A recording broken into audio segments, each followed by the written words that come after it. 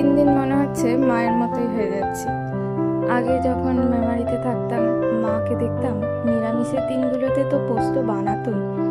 কোনো কোনো দিন তাড়াহুড়ো থাকলে লাঞ্চের জন্য পোস্ত ডাল এরকমই বানিয়ে নিত।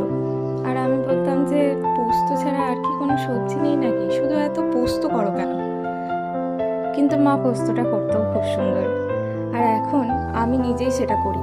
কোনো তাড়াহুড়ো থাকলে বা চটপট কোনো রেসিপি কিছু বানানোর থাকলে মনে হয় পোস্তটাই বেস্ট অপশন, খেতেও ভালো লাগবে আর একদম চটজলদি হয়ে যাবে। সেদিনকে সৌভিকের আবদারে বানিয়েছিলাম একটু পেঁয়াজ পোস্ত। পেঁয়াজটাকে জিরি করে কেটে রেখেছিলাম আর পোস্তটাকেও কাঁচা লঙ্কা দিয়ে সুন্দর করে বেটে রেখেছিলাম। তেলে ভালো করে পেঁয়াজটাকে ভেজে নিয়ে পোস্তটা দিয়ে আর একটু হালকা নুন দিয়ে নেড়ে চেড়ে নিলাম, আর ওপর থেকে একটু কাঁচা সর্ষের তেলও ছড়িয়ে দিলাম।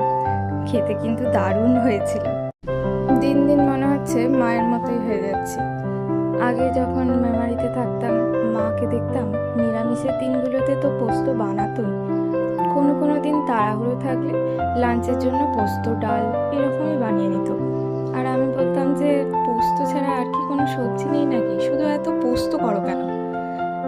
কিন্তু মা পোস্তটা করতেও খুব সুন্দর। আর এখন আমি নিজেই সেটা করি। কোনো তাড়াহুড়ো থাকলে বা চটপট কোনো রেসিপি কিছু বানানোর থাকলে মনে হয় পোস্তটাই বেস্ট অপশন, খেতেও ভালো লাগবে আর একদম চটজলদি হয়ে যাবে। সেদিনকে সৌভিকের আবদারে বানিয়েছিলাম একটু পেঁয়াজ পোস্ত। পেঁয়াজটাকে জিরি করে কেটে রেখেছিলাম আর পোস্তটাকেও কাঁচা লঙ্কা দিয়ে সুন্দর করে বেটে রেখেছিলাম। তেলে ভালো করে পেঁয়াজটাকে ভেজে নিয়ে পোস্তটা দিয়ে আর একটু হালকা নুন দিয়ে নেড়ে চেড়ে নিলাম, আর ওপর থেকে একটু কাঁচা সর্ষের তেলও ছড়িয়ে দিলাম। খেতে কিন্তু দারুণ হয়েছিল।